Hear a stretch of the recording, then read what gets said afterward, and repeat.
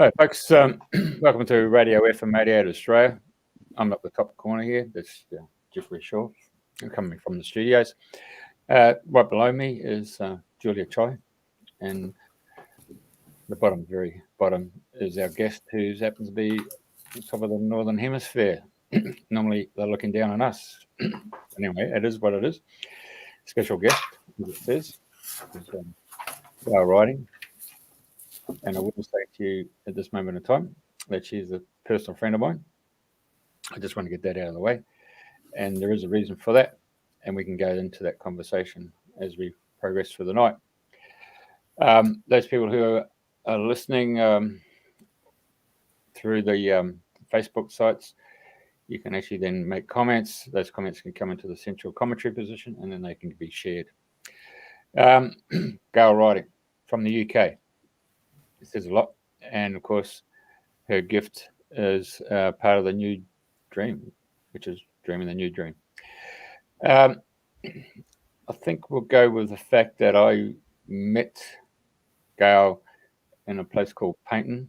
It's called the Gold Coast in the UK.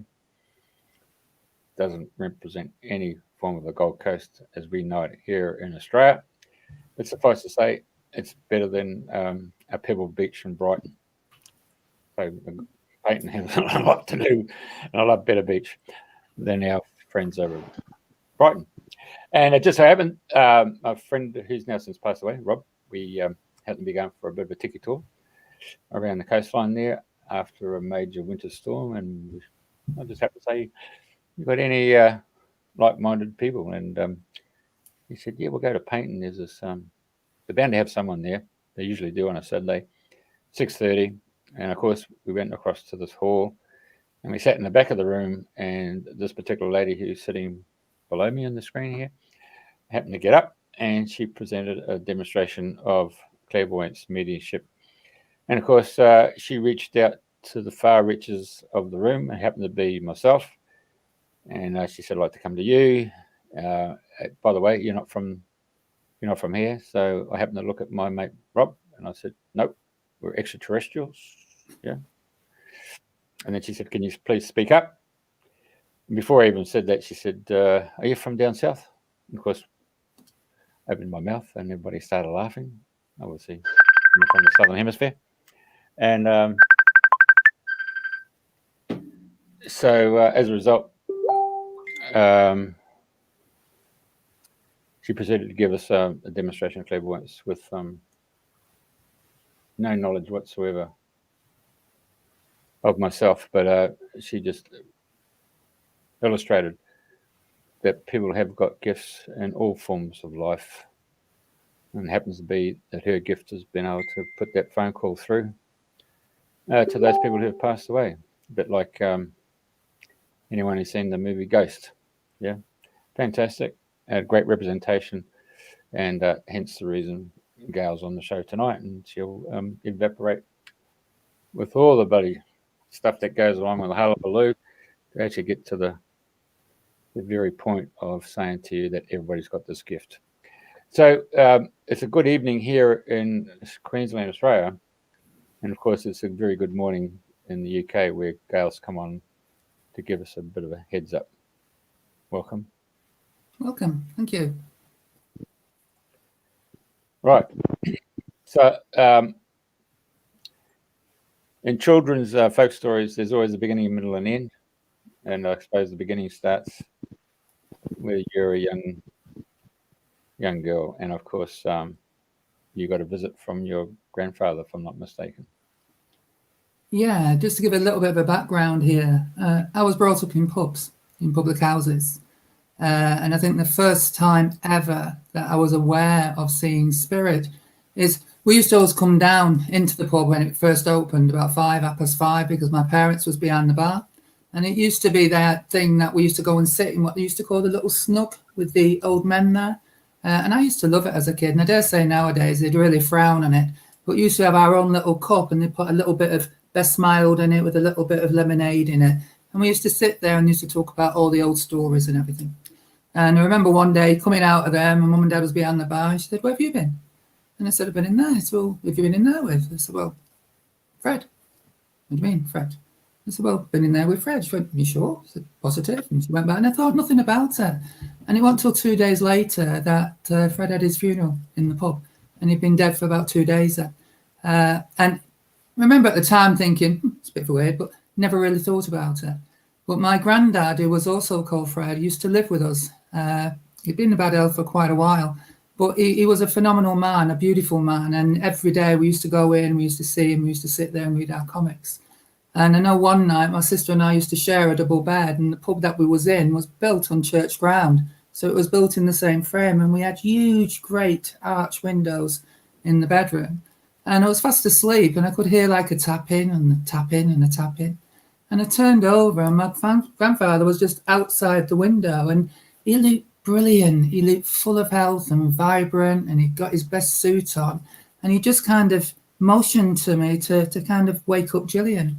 And I give her a nudge, and she woke up. And by the time we both turned around, my granddad was stood at the side of the bed. And he just sat at the side of the bed, and you could actually feel the bed go down when he sat on it.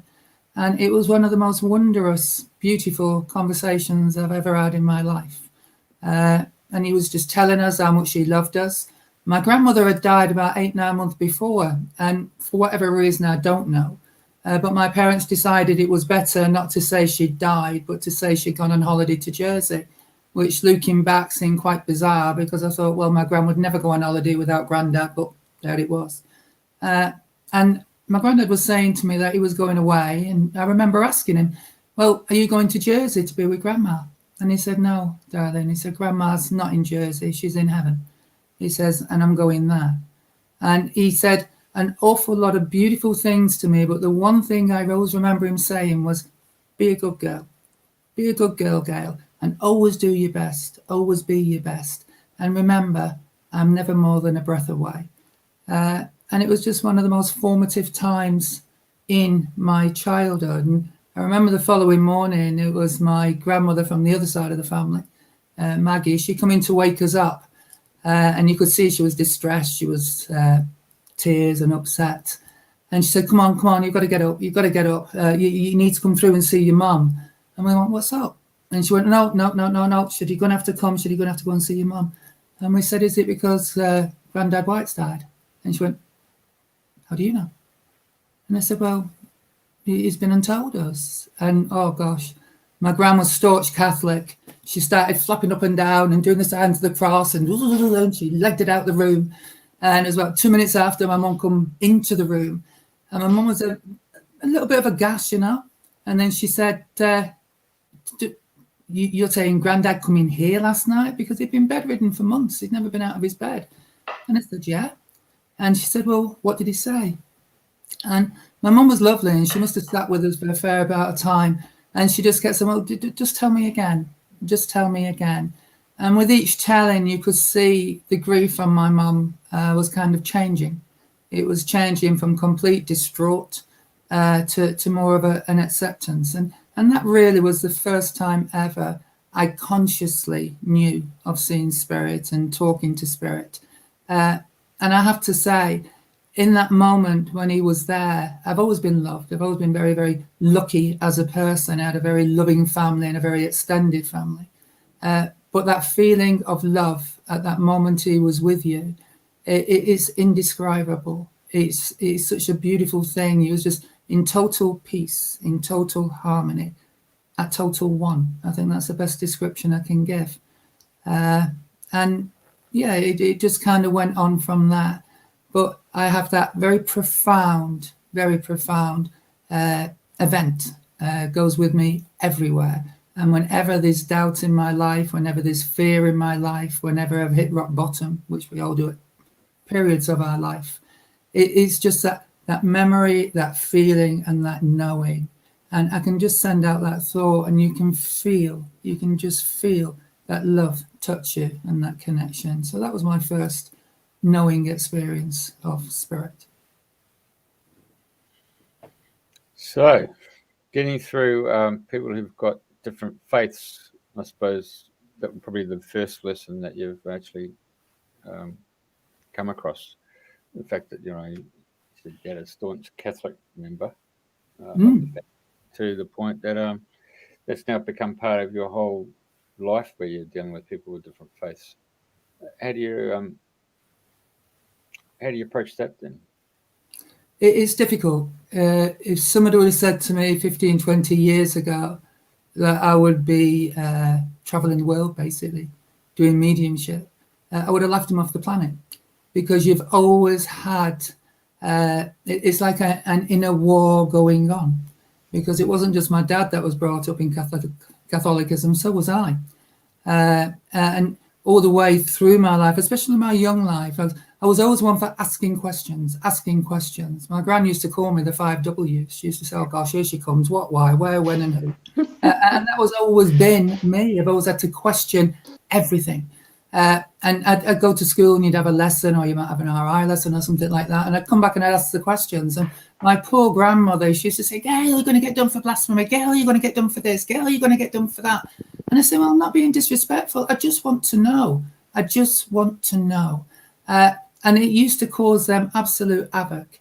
And with myself, you got like this inner pull all the way, because I'd got my own faith that I'd been christened into and brought up into, and I used to go to the Catholic schools.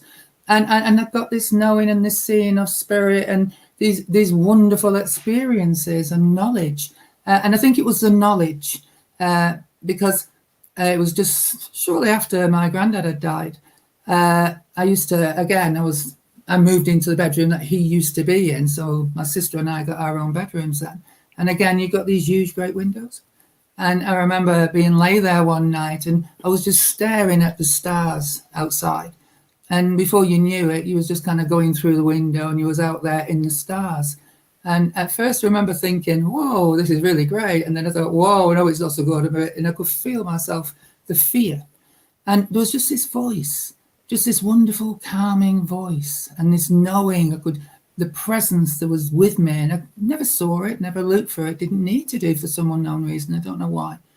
But I remember he was just talking to me all the time, and all of a sudden we just stopped and we seemed to be sitting. And I sit back now and I thought, what was we sitting on? And I like to think it was a light beam, I don't know. But we was just sitting and we was just watching. And it was the most amazing fireworks show. And he said, it's not fireworks, Gail.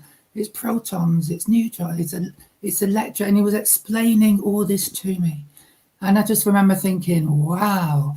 And he got such a beautiful voice. And I remember at school I was dyslexic. And I always had the feeling of people talking at me. Or I always felt as if they was towering over me and everything was like being drummed into you. And it was kind of, roar. Whereas his, no. You just got this phenomenal thirst for knowledge. I just wanted to know more and more and more and more and more for what he was saying. And then I remember him saying to me, this is where we all come. I went, what? And he said, well, yeah. He said, eventually, Gail, he says, when your physical body is finished, he said, this is where eventually your physical body will come back to. And I went, what? No. I said, that doesn't happen. And I could have only been about 7, I think, maybe 8. And he said, yes. He said, your body's made up of basically stardust. He said, and eventually, it'll just compress down, it'll come back up. And I was terrified. I said, what? I said, I'm going to be here. He said, yeah. I said, no. I said, I want to be with my granddad. I want to be in the ground with my granddad and my gran. That's where I want to be. I don't want to be segregated from them, And it just seemed such a massive thing. And it was at that moment then, it was maybe the fear, maybe the shock, I don't know. But it just kind of brought me right the way back. And I remember kind of opening my eyes and I thought, oh gosh, yeah, I'm here. I'm not up there, I'm here. And then suddenly I thought, well, where am I? And it was like a wall in front of me. And I remember putting my hands to the wall and it was like, and I turned around and I could see my body on the bed beneath. And my hand was like this. And I'm still out. I was terrified. I thought I was dead. And the next minute, boof, you're back in. And I must have screamed because my mum and dad come running in. And they said, what's up? And I was explaining it to them. You can imagine the gibberish coming out. And my daddy sat down. He says, well, just calm down. He said, well, what was they saying? What was they talking about? And I told him, and it just sounded all to me so alien. And my dad was a phenomenal reader. He loved reading. And he said, hang on a minute.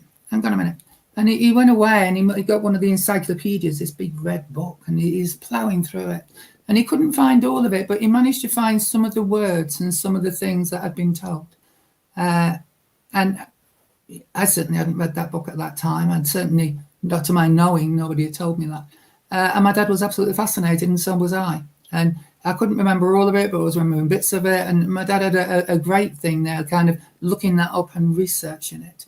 And what I know now, that was my first knowing astral travel.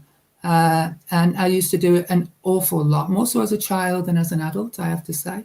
But when I look back, it was the learnings from it, the teachings from it.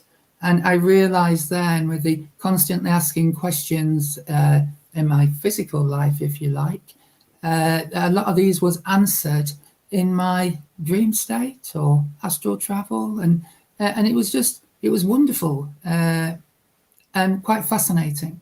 And I think all it did then is it caused this controversial within your own mind, because all these that we know now to be kind of true, and the scientific side of it and everything else, and the cosmology, when it comes to 7-year-old in class in a Catholic school, it didn't gel. It really didn't gel, and it caused a lot of confusion within my own mind, and I think it caused a bit of determination as well.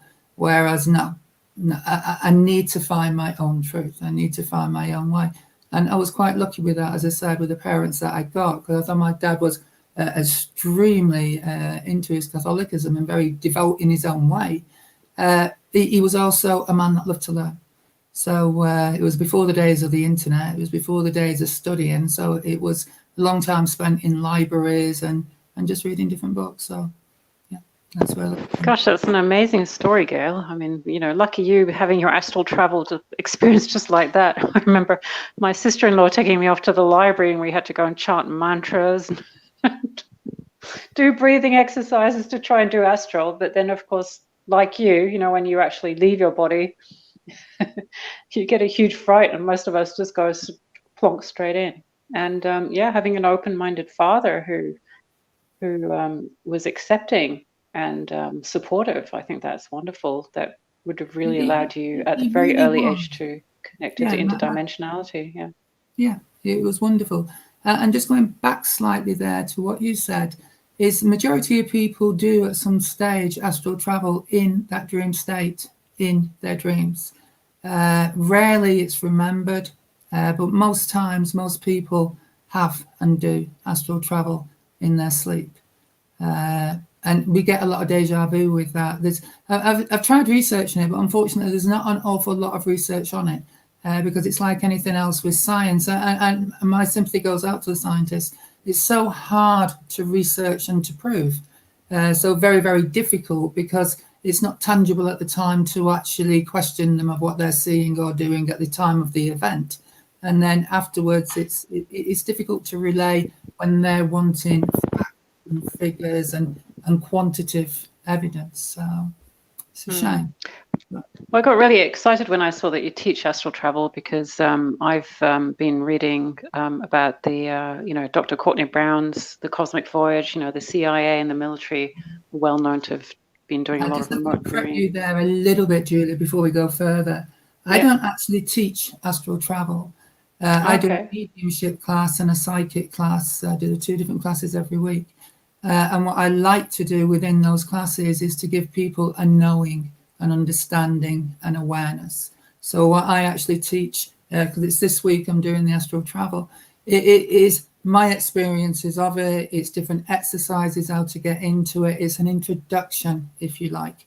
And during those classes, is the one thing I do advocate, is that you find yourself a very reputable teacher or mentor to help you with that. So I just wanted to correct that at this time, really, that I don't actually teach it, and I don't take students on to do it either. It's just a very small part of quite a large mediumistic program that I do. So sorry, I just wanted to correct that. But you do cover it, so in your course. So what motivates you to do that? Because it's part and parcel of. When you're doing mediumship, it's like anything else, and this is what I always try to get over to people. When they first start in the mediumship, it's very much at the early stages. So we start off first learning what our psychic senses are. And they're basically the same senses as what we've got in the physical world. What I love is we put French names to them, so they make them sound much posher and better.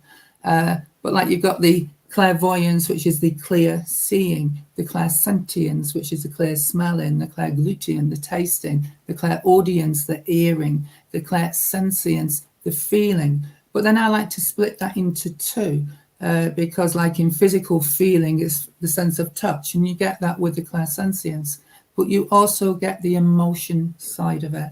It's very much connecting with the emotions of your spirit people. And for me, that is 70% of a person's character and personality is their emotions and their characteristics of how they go. And then the next on part of that, as you progress and you're kind of communicating with spirit people, it is how they can best give you information in the shortest period of time, using the least amount of energy, if you like. So this is where the remote viewing comes in. And it's really quite brilliant. You know, you're connecting with somebody from spirit and you're seeing as clear as anything where they used to live, their house. And it is, you know, you can kind of go around the cupboards and look in the cupboards or the wardrobes or the drawers.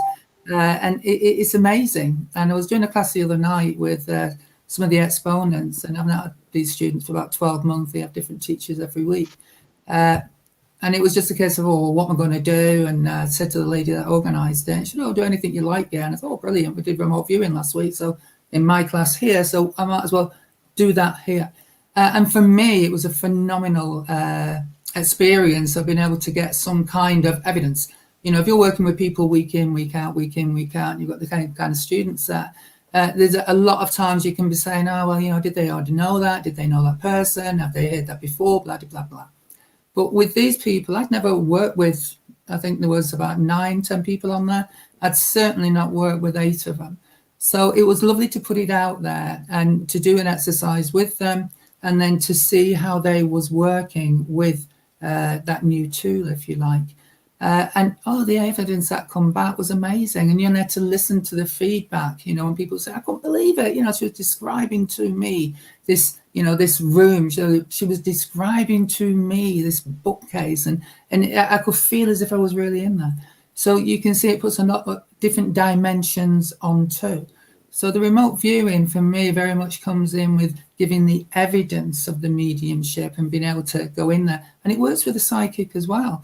Very often when you're working with somebody, you can physically see and feel the experiences and memories that they've had. So it, for me, it accentuates it. It makes it a lot more tangible, the evidence.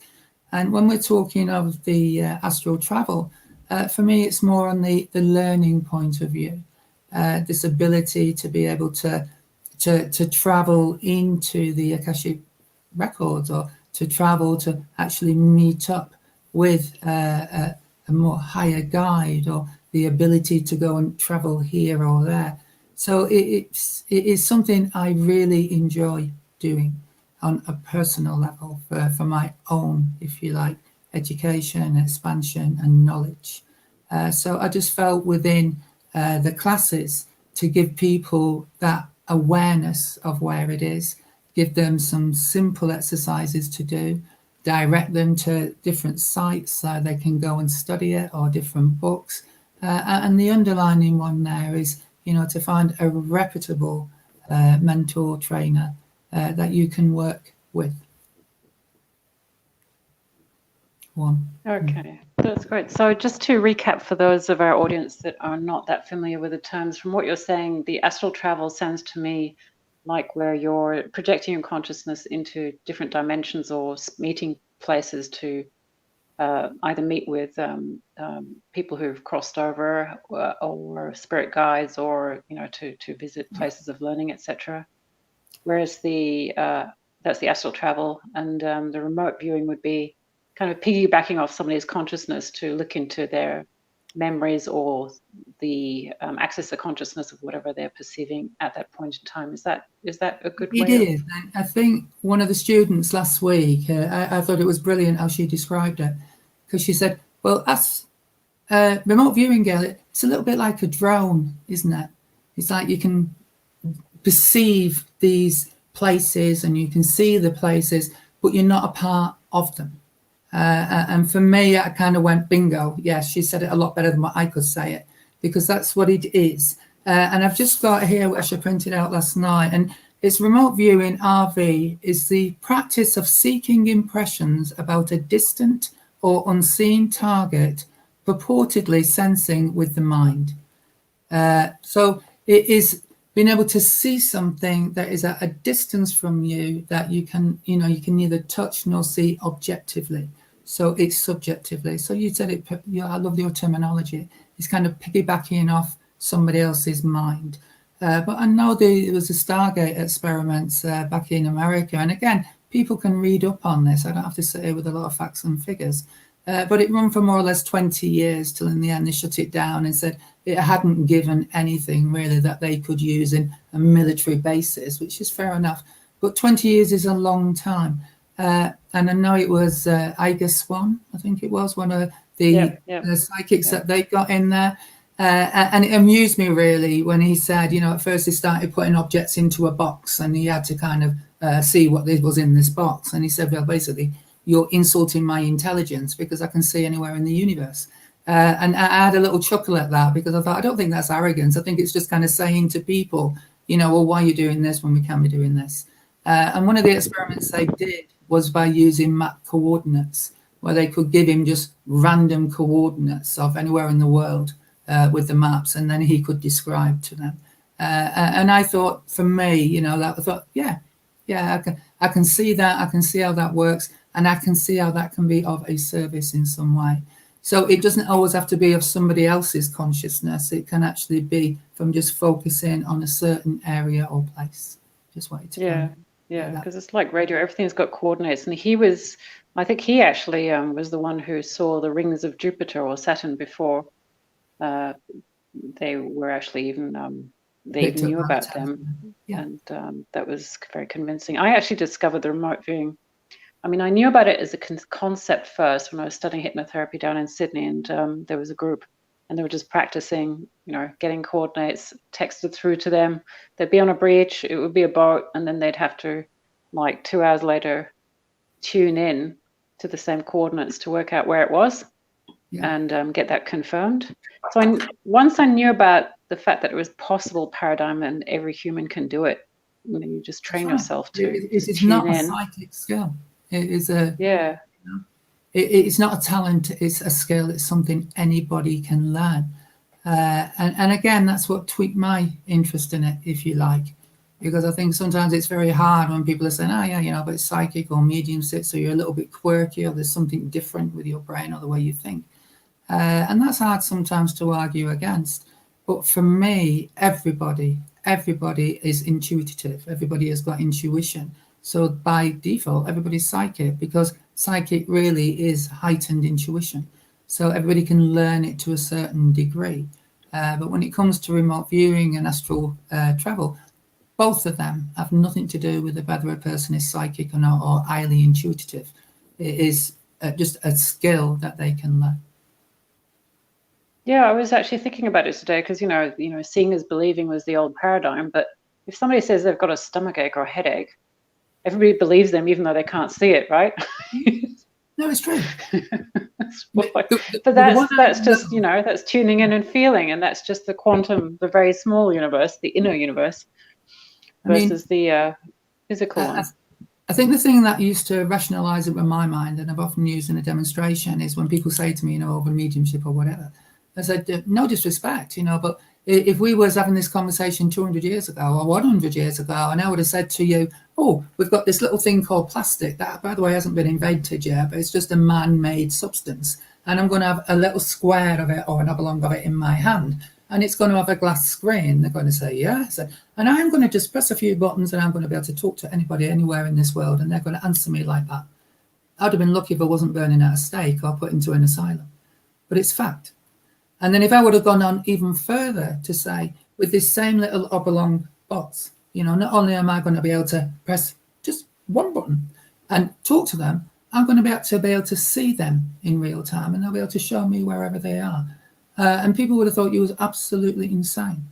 But there's nothing that's been invented since then that's enabled us to do that. It's just been discovered.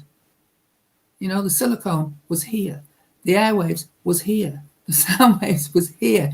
And it's just a case of all we have done is through science and technology is all we've done is created receivers and senders of these airwaves.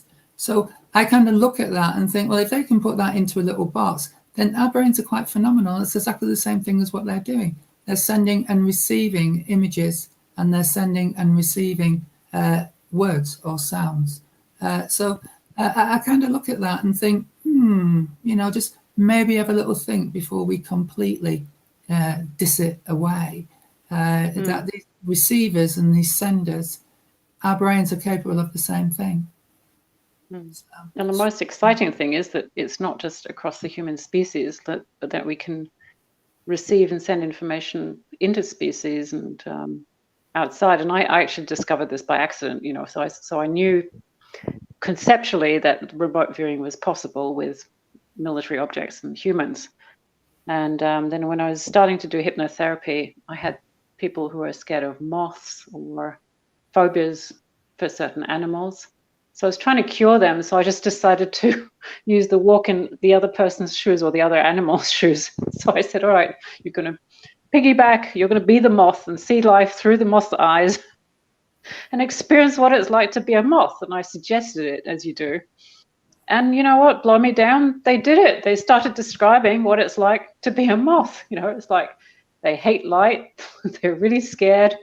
They see things differently. And they went into such detail. There was no doubt in my mind that they had actually just connected and were just experiencing it. And it changed their complete perspective and got rid of the fear. And ever since then, I've been using that as a great technique to connecting with I remember reading books years ago, Smith, and that's what he used to do. He used to write a lot of his books and through the eyes of the animal. I also remember the one I was reading was an elephant.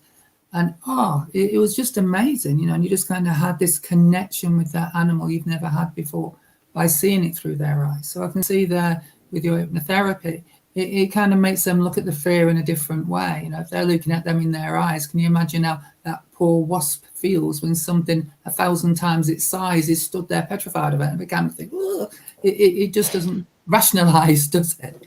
You think, what is this strange creature? And I think that is the same with anything and anybody. You've just proved a wonderful point there that we can get over phobias by just allowing somebody to go into the consciousness of an animal or an insect and see it from a different perspective. And I just wish sometimes that people could do that with mediums, psychics, and just have that alternative point of view, just see it through those different eyes, just begin to have that, just let those barriers down, let the fears down, because a lot of the time that's what it is just a fear, and just allow ourselves to explore. And for me, it's exploring your own mind as well, exploring your own consciousness, because we limit ourselves so much from barriers and boulders we put upon our own selves. I don't think about that because if I do, it goes against this, or I don't think about that because if I do, it goes against this.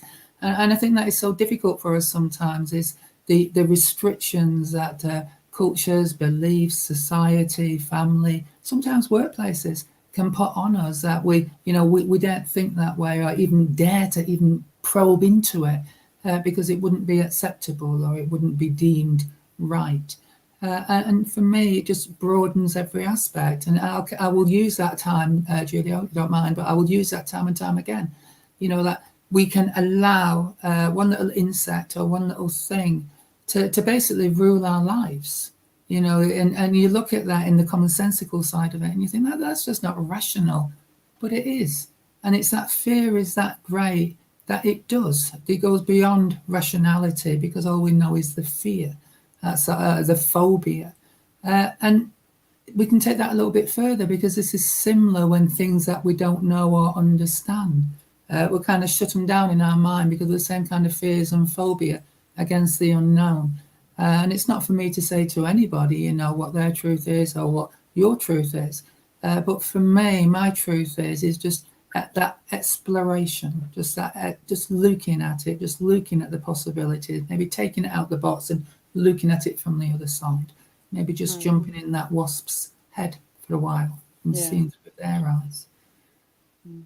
Perhaps I can take you from wasps to spirits or ghosts. And, of course, as a kid, you grow up with, I grew up with stories of, the man from Sleeping Hollow without a head, and, ghosts can take you away at night. And, so there is that fear of death, or what happens to you after you're dead, because, people just disappear and you don't really know what's happened to them. Obviously, as a medium, you would presumably specialize in communicating with the ghost spirits, people who've crossed over.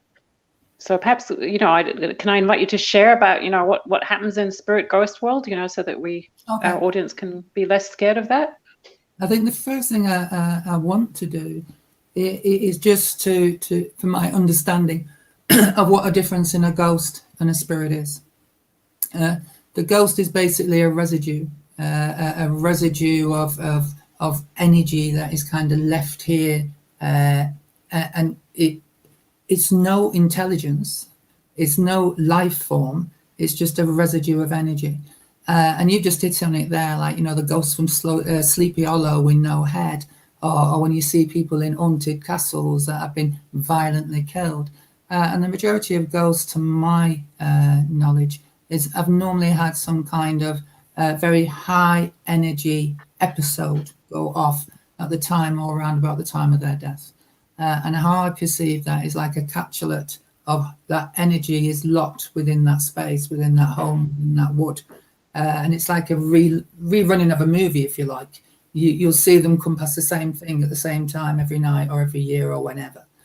So that's my perception of a ghost, and that might be rightly or wrongly, but that is my perception of a ghost. Whereas a spirit is something totally different. If we can accept that as a human being, what that is made up of is a physical body, that within it is a spirit, a soul, an energy. And that energy is the life force of that body that creates that unique, beautiful human being. And I don't know if you've ever been with a person or an animal at that moment of death or that second of death behind it, but we can just feel it, that as soon as that life force has gone, poof, it's a void. And I think that is what hurts us, is the body's still there, the person's still there, but you can tangibly feel that change because the life force, the spirit, the soul has left the body. And that for me is what causes that enormous sense of loss at that time. But the energy, it's like any other energy. It's once it's created, it cannot be destroyed. It can just change. And that's what energy is like all over the universe. It just changes. And for me, that spirit is the consciousness of that person. It's their whole consciousness. And it's their every single memory, every knowledge, every characteristic is within that. And what we believe is that within our physical body, there is an energy body. Some call it an ethereal body, which is absolutely identical to the physical body.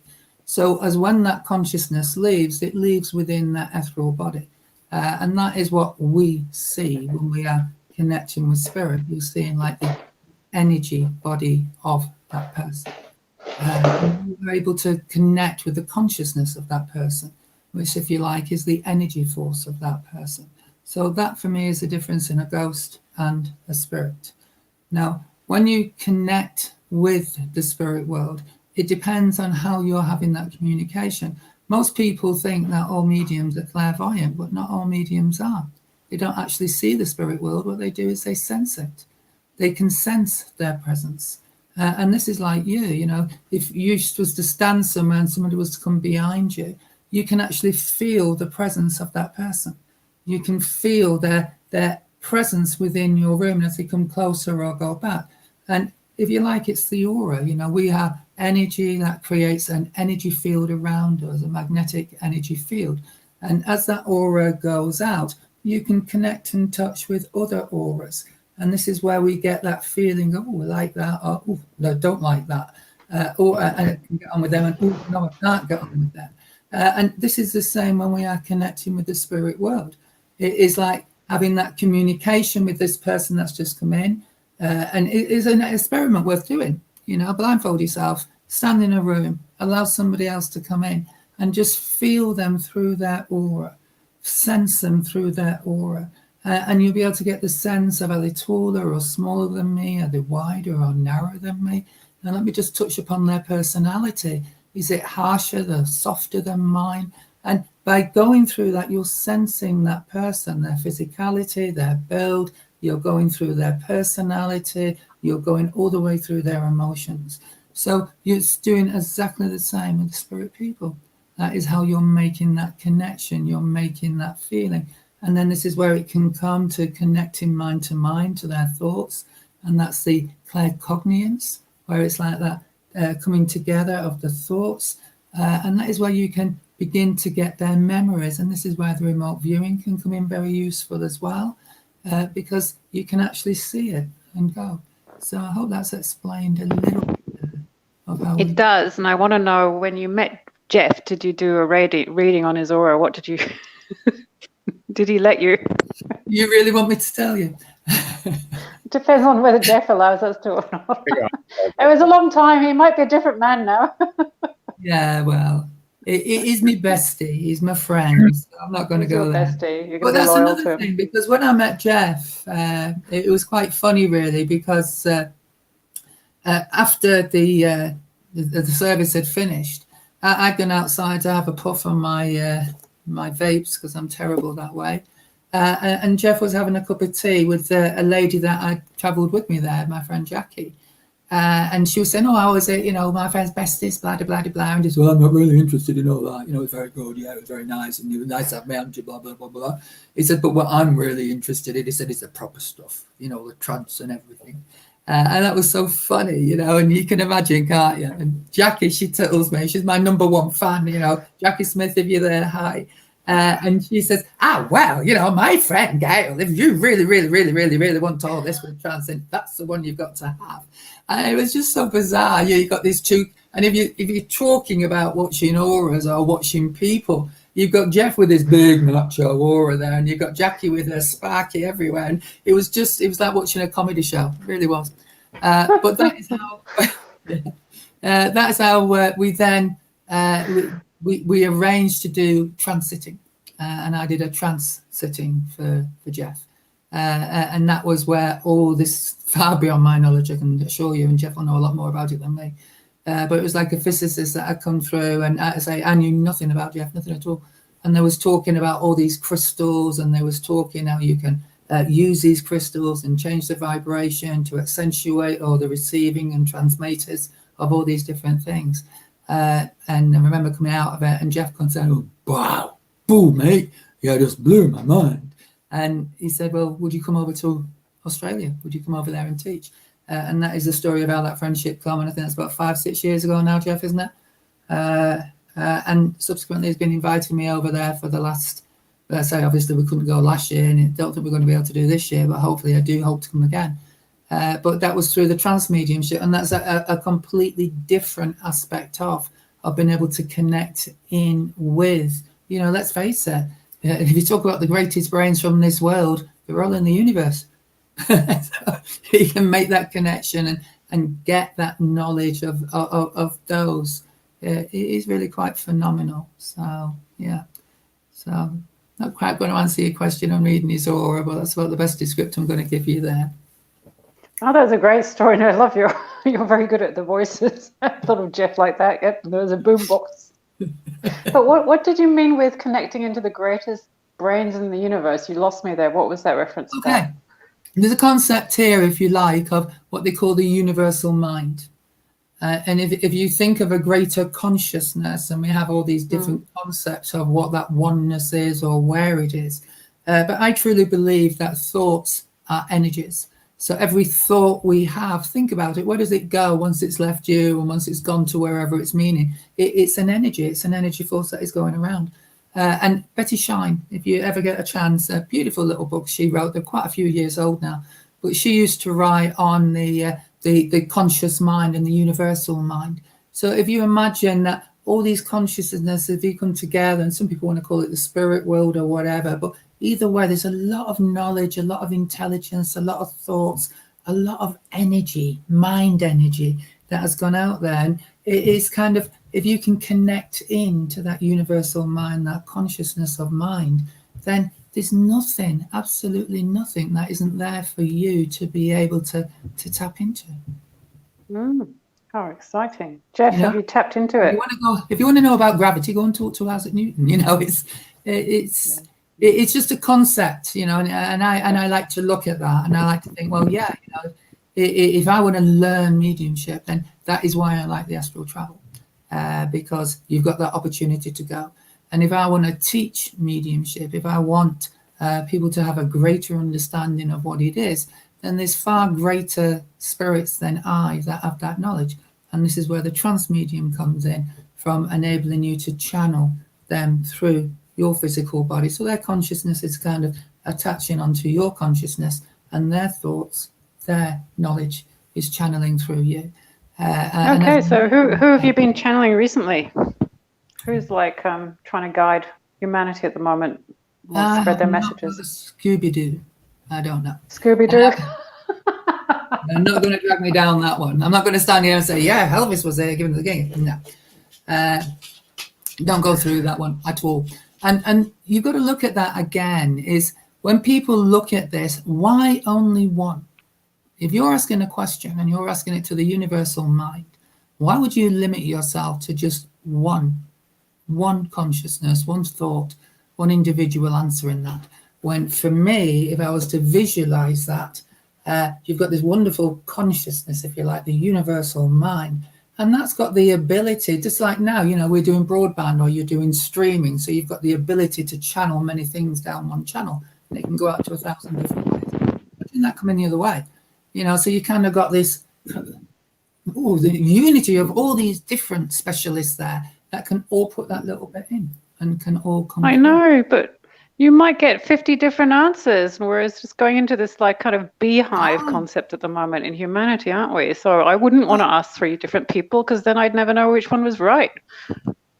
How do you know the one you got? They're all right. Jeff's right. They're different parts. It's like going to a lecture. You know, you go to a lecture, and what do?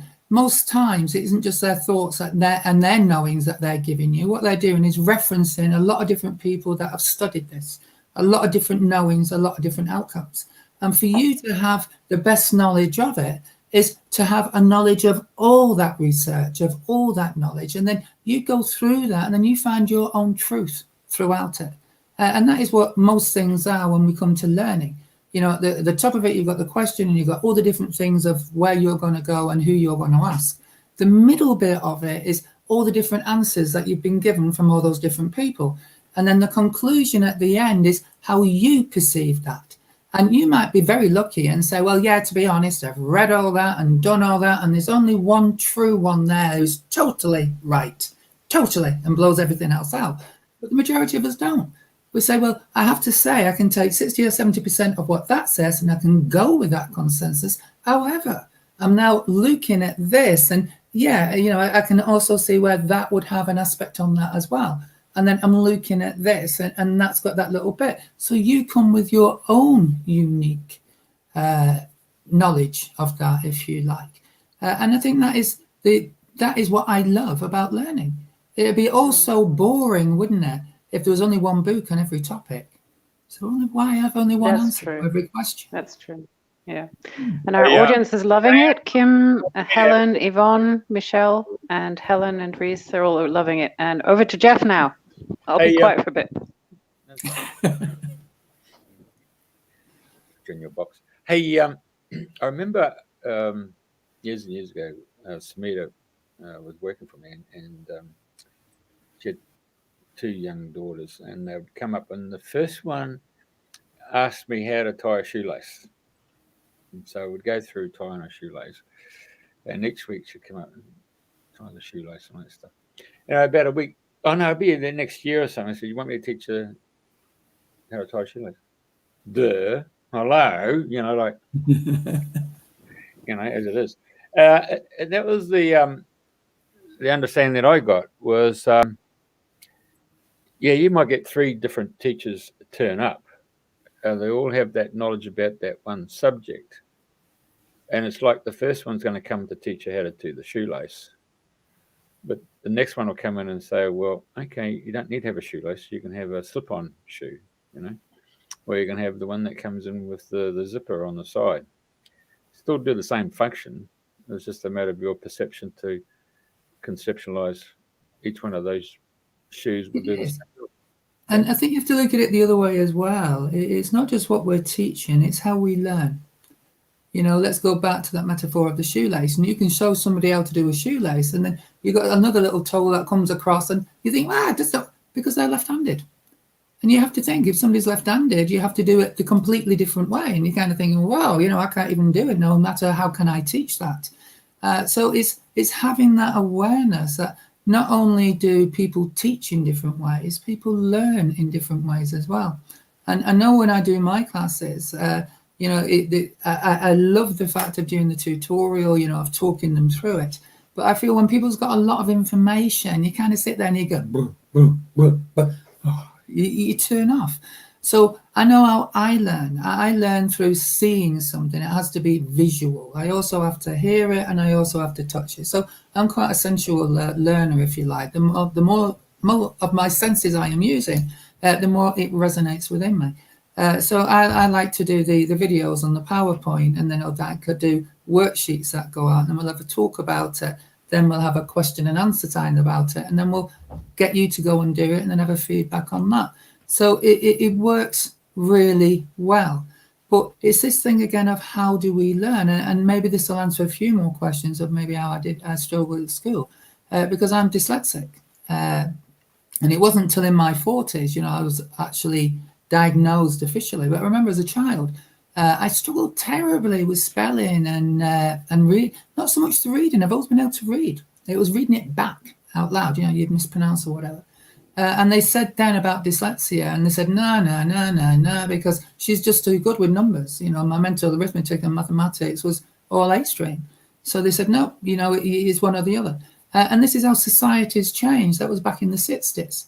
And then when I was in the prison service, and I remember going to my governor one time, and he nearly laughed me out of the office. He said, well, I said, I've seen your reports, Gail. He said, there's no way you're dyslexic. He said, you're just jumping on a bandwagon. I said, I can assure you, I said, I'm not jumping on no bandwagon. This is me. I said, you just don't realize how long they take me, or how hard it is, or the extra work that goes into that, because all the time you're having to you know, compromise or make coping. And anyway, I went to have it. And you've got this competitive thing in your head, haven't you? You know, you really want this diagnosis in a way because it's going to be beneficial in some way. But on the other way, you don't like losing at anything. And it was really funny having that competition with your head. But we come out and they said, no, she's severely dyslexic. However, her coping strategies are phenomenal from what she's put into place. And then I suddenly realized that, well, I don't want to be different, don't want to be mad, don't want to be this. You know, I don't want to be subcategory. And he was a wonderful, wonderful man. And he said, no, he said, and this is the problem.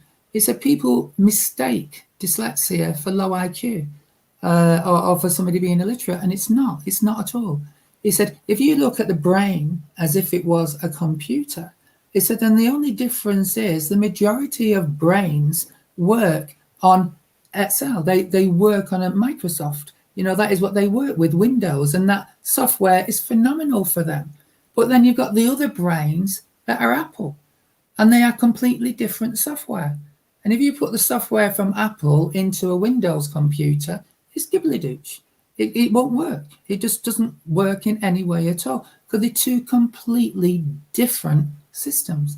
And that was how he explained to me the dyslexic brain. And it suddenly made sense. It made absolutely perfect sense. And this goes back to what we were starting at the beginning here. It isn't always what we learn, it's how we learn it, and finding the best way for you, your understanding, your brain, your coping mechanisms, to be able to get that information inside. And if we go back again to the spirit world, this is the wonderful thing of them. And this is what I love. You know, if you ever see a medium when they're doing an address and they're kind of channeling, you know, through an inspirer there, it is wonderful. You can get a room full of people, and each one in that room will get some form of message from that address. And it fascinates me, you know, they come up at the end and say, wow, that was, and you know, it's really weird, Gail. We was only talking about that yesterday. Couldn't believe it. And it was there in your address. And somebody else will say, wow, that was brilliant. And you know, it was really weird, Gail. We only mentioned that book the other day. And And you've got 15, 16, 17 different people coming up, picking out all the little bits from it. And you think, wow, how amazing are they? It's like all them was pieces of a jigsaw that they put into a beautiful picture that could come out in a dress. Now, that surpasses my intelligence, and I didn't know what all those people was talking about in that week. But the spirit world did. And that is for me, when you look at that, and let's go back to that, when you say, who is it you're channeling? All those, all their loved ones in the spirit world, all my guys, all had a little bit to do with that. And it's phenomenal. It goes beyond my comprehension of how that can all be channeled. And it's almost like, if I look at it, it's like all different wires coming in from all these different people, putting in that, and they're creating it into a beautiful story, which isn't so far off what the biblical ones, when they used to do their parables or their stories. You know, they would get over a phenomenal message in a very simple way to the masses. So on that one, I rest my case on who I'm channeling, Julia. Oh, yeah, that's great. And thanks for circling back. I mean, as you were talking, I was just getting the image of a kaleidoscope, you know, with these beautiful jewels. And I can now understand why you don't get very specific about who you're channeling, because you've decided just to be of service and to channel whatever is required for your audience at that point. And it does take a certain amount of experience and wisdom and devotion to actually get to that point. And so I can see why Jeff's brought you out to Australia, and you know, why there are so many people here in Australia that are hopping in and being part of it. So let's hand over to Jeff to help interact with the audience. Hey, what I admire about Julia is her mum's from Germany and her dad's from Malaysia.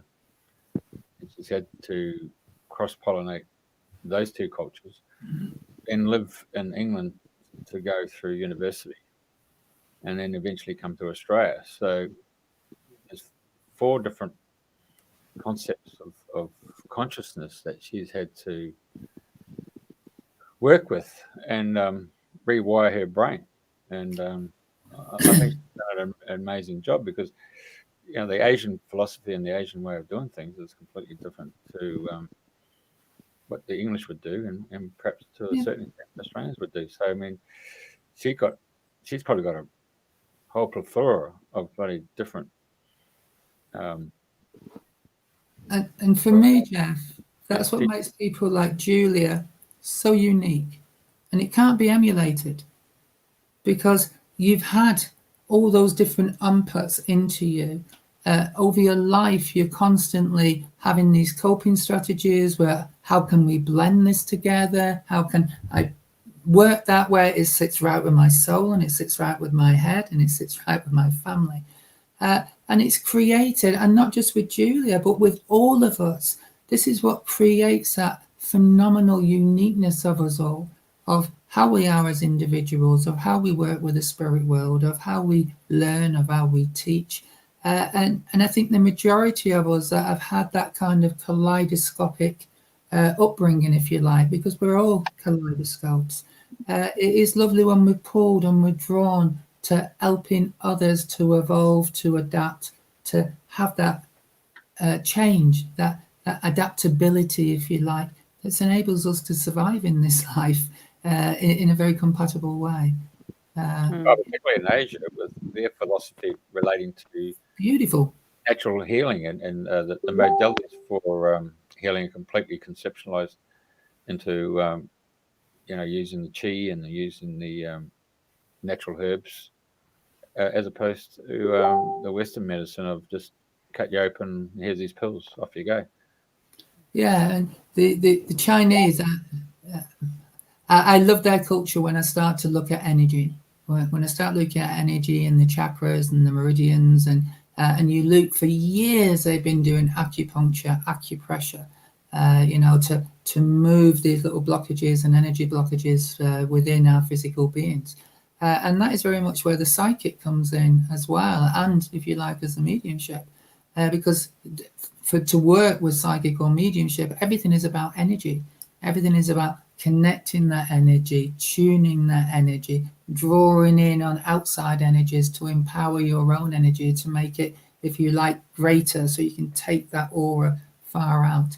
and know when we was working with the chakras and the auras this week, it comes very much onto that Asian culture, if you like, the Eastern cultures there and the understanding of it. And I find it extremely interesting. It's something, the more I love the energy, and the more you understand the energy and how it works, then maybe we can have that better concept of how that energy continues after the physical death of the body. See, back to square. Right. That's very kind. Okay. Go on, Julie. Well, yeah, I was going to ask that. That's very kind of you both to acknowledge the, what the Asian body of knowledge has shared and taught to us. Just coming back to what you're saying about the chakras and the energies, and I think obviously Jeff and you and I, we all dedicate ourselves to this work, but not only sort of explain to people that it's possible, but maybe you could share some examples of where you've actually, because you can see auras, I can feel them, but where you've actually worked with someone to balance the chakras, the before and after, just to sort of highlight what's possible, that it is possible not just to tune into energies, to read the energies, but also to change them. Yeah, very much so. And again, this kind of comes back, if you like, to that Eastern culture of acknowledging, and that's the first thing I think people have to acknowledge, is that we have an energy system within our body, and that energy system, is kind of powered through these vortexes of energy, which are the chakras. And each of the chakras, we've got 7 main ones. I do believe there is 114 in total energy centers within our body. But you've got the 7 main chakras as they go up. And you could have me here for a week now, I'm telling you, because it just fascinates me. You've got these 7 main chakras, and then you think, well, there's 7 colors in a rainbow, and then there are 7, if you like, notes to a scale in music, or 7 different tones to each scale. So you look at that and you say, that guy's way more than coincidence, because then you begin to get the vibration of a color, and then you get the vibration of a note, and you think, wow, surprise, surprise, they're the same vibration. So then you begin to look at the energy centers. So when you go to the root chakra, it's the shortest wave, if you like, when you look at the rainbow. So therefore, it's the shortest wave as well when it comes to the music. So it's a much denser energy. And if you can measure that, that is where that is.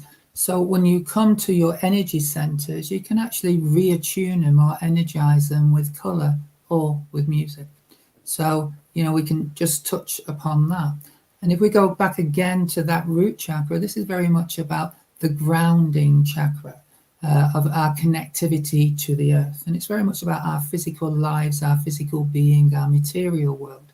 And if people get too much dragged down into that, then it's very, very hard for them, because it can make them very angry, it can make them aggressive, it can make them competitive, it can make them all the time where, they're just so intense. And you see it in people, their blood pressure goes up, their heart and everything else comes under danger.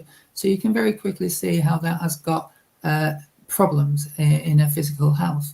So if you wanted to work with that with somebody, what you need to do is to decrease the energy that is in that root chakra and channel some of that energy up towards the other chakras.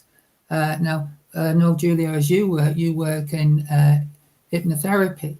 So it's kind of getting people in the right mindset. And I work on a similar type of thing. It is through a meditation, through just calming them down, getting them to focus on the breath, getting them to focus on the energy within their body. And then it's for them to draw that energy from the root chakra and to bring it further up their body into the sacral. And then as they're doing that, what that does is, if we have got one chakra that is over energized, then it stands to reason that the rest of them are under energized.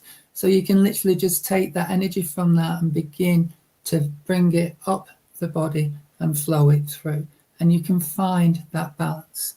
And what that does is it brings a calming to that person. It lowers the pressure and the intensity on that person. So that's just a very simple on that. Where I find with most people, it's mind energy. that people are absolutely stressed out. Their minds are all over the show. They find it impossible just to sit quiet or just to relax. And again, I go back to Betty Shine. If you're looking at their aura, what you can normally see, it's almost like a tight band of energy around their head. And this is where the headaches come from. And how many times have we done it and we've got an headache and say, I just feel like there's just something really tight around my head. And it's this mind energy, and you can almost see it as like a grey ring around. So it's working with that to sit quiet. Sorry, was that me talking to me? Yeah, it was. Sorry. So it's working with that. And again, when you're working with that energy, if you've got that dense ball of energy here, I can actually use my energy to kind of put some energy in that to literally lift it, to remove that, to lift it, and then to kind of disperse that throughout and out of the aura. So that just releases that energy bulge around the head.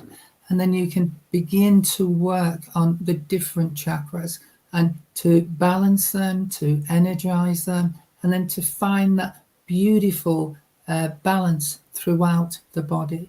And then if you look at those energy centers, it stands to reason no different than any other energy center. There's something that connects them, and they're the meridians. So they kind of run through the body as well. And they kind of follow, if you like, the nervous system and the circulation system through the body. So it's really interesting because you can begin to work on them and then just to free them up. And that's what the Eastern culture have been doing for years. That's what your acupuncture is, and your thing is where they're going in to break those little blockages up to allow that flow of energy to go. And life, there's nothing in this world that can live without breathing. You know, life is breath. And every time we breathe in, we have to exhale to enable more to come in. And just look at that simple flow. You know, we breathe in air, it goes into our lungs, that lungs then pushes that oxygen through to the heart, and then the heart puts all the oxygen into the blood, and then that oxygenates your full system going round. So if you look at that, then we have a similar energy system that flows within that circulation and your nervous system. That makes sense? Yeah. Oh, I can see why, you're a great teacher. I can see why you're teaching in lots of different countries. I think I'll add to what you're talking about in terms of the energy and but the consciousness as well. Just what many people don't realize is bringing your consciousness into your system.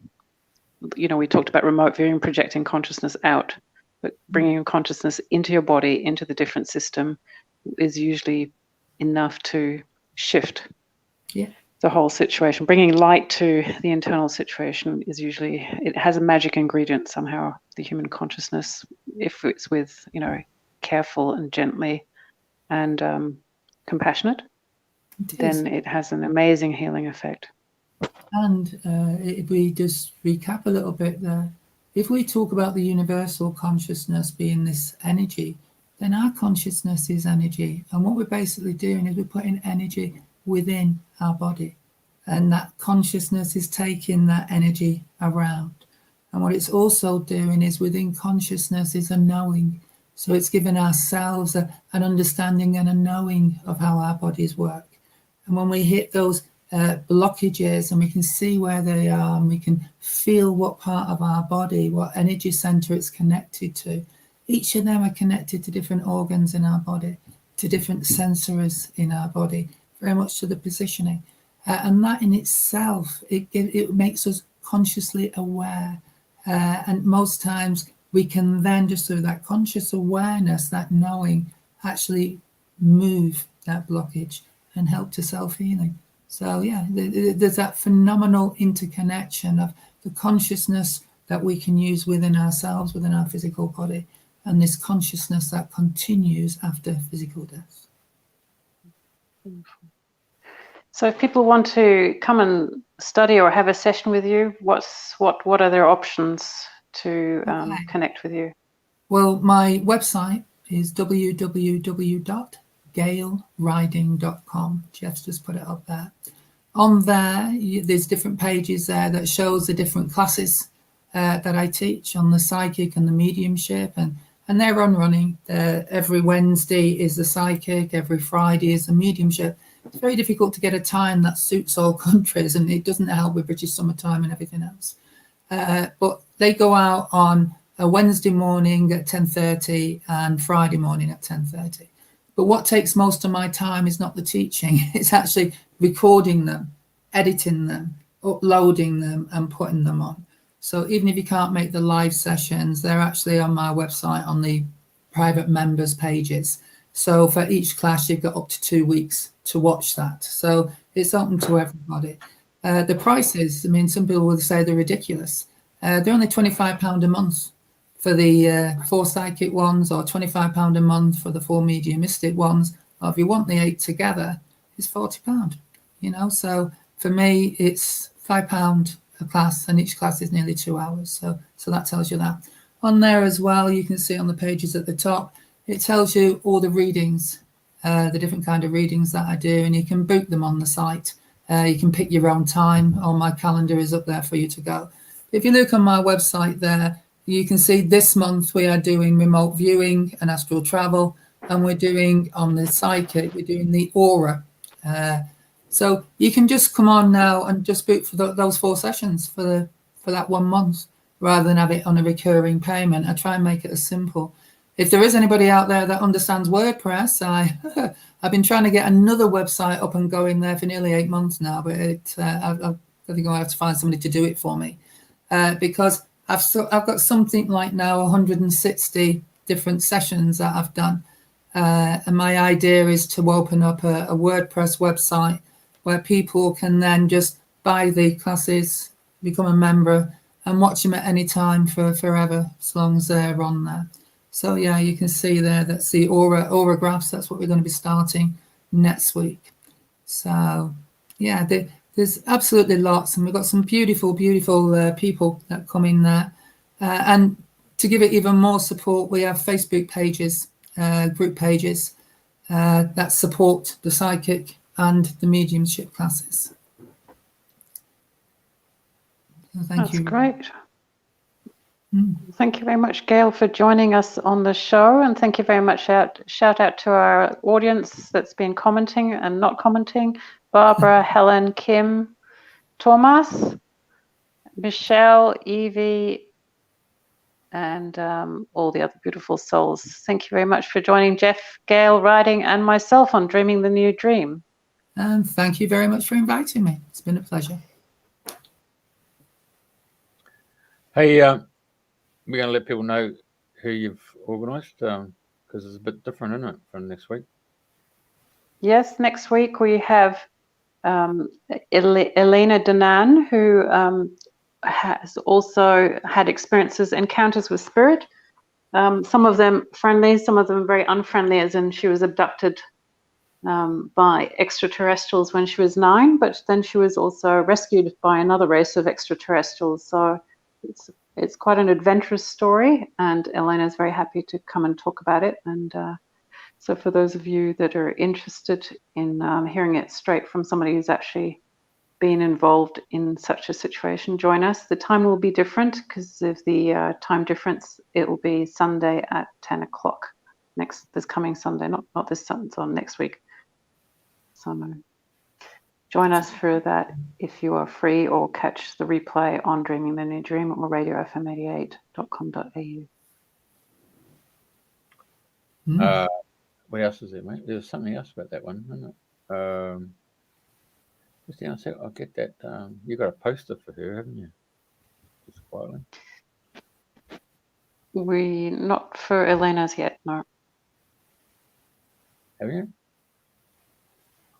Well, what's this? Hang on a sec. Just a moment. Didn't I see something here? What's that? Is it the one you got? Oh yeah, I think that. Sorry, that is Elena's poster. Yeah, you've got that up. Yeah.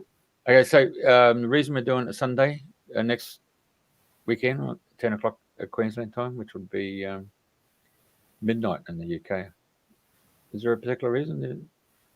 Where she Yes, our special guest does shows after midnight. It must be a night owl. I don't know. We'll find out. Where's she come from? Ireland. Ireland. All right. Okay. Rightio. Nothing else to report. Okay. Well, to my good friend Gail Riding and her hubby, we actually at the end of the day we just farm Gail out to do the workshops, and her husband Phil and I, we're off. We do tiki tours. We get out and about. We did. We go one of these lovely tiki tours, and then they'll say to me, "You never guess where we've been today, Gail." I said, "Hang on a minute, I'll just remote view it, because the only way I'm going to get to see it." Yeah, but there again, I have no objections. I love the work. So yeah, it's really good, and it's amazing how you can meet the wife and then you end up with a great mateship with the husband. It's really, really good. Yeah, it really is. We thoroughly enjoyed it, and Phil loves it going over that. So. And believe it or not, Julie, you're going to like this one. They're similar characters. Imagine what it's like when you've got to do with them. Yeah, that's why they get each other. Oh yeah, we both follow Manchester United. So. Hey, now your daughter's given us a little thing that we can put up. Yeah. So here we go. I'm just trying to see how this works. Yeah. Is that the new little promo your daughter's done? Yes. Oh, that's nice. Yeah. And then we've got this little Helen Rees. Thank you very much. Okay, so I really appreciate your time coming on today.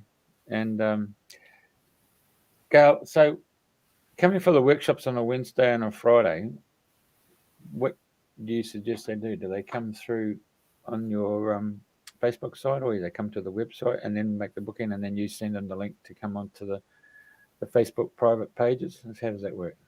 Sorry, if they want to join the classes, they just go on my website. They just make the payment. That comes straight through. I'll send them out then an invitation, and it gives them an invitation to go on the private pages of my website. So within a couple of hours of joining up, you can be watching, last week's classes and this week's classes. The live ones we use Zoom. And I'll send you out the Zoom login and ID, and then it's 10:30, as I say, UK time. So they usually finish about 12:15, so about an hour 3/4, 2 hours long. And I'm just going to put on yesterday's class today, over in a little bit. It normally goes on the same day or the following day. So even if you can't make the live classes, it's fully recorded there for you, and you get all the worksheets as well for the classes. Okay. If it was readings they wanted or consultations, same again. You can book them on the website, and say you can book them for the time and the day that you want. That is available on my calendar, so it saves a lot of back and forth. And then they can be done by phone, Zoom, or Messenger, whichever is your preference. And for the lady who just asked what time, that'll be 8:30 in the evening on a Wednesday night and a Friday night. Yeah, that's been the problem. We used to have about 7, 8 different students in from Australia, and then when we get the winter time and the changes in the time, it made it a little bit too late. But it's only got about another month now, I think, and then it comes back again to British summertime. But if it is too late for you for the live sessions, remember that the full session is recorded and they're put on my website, and you can watch them. You've got up to 2 weeks to watch that class, so you've plenty of time to review it. I do meditations on there as well. We do a lot of exercises on there. And if you look on my website, there's a page right at the very bottom where there's some meditations that are free. Anybody can try them, use them. And they're all the ones that I've recorded in my classes, or some of the ones I've recorded. Okay. It's good night from me, and it's good night from her, and it's good morning from me. Here we go. All right. There we go. All right. God bless. Thank you very much for coming. Thank you. God bless. Thank you for joining us.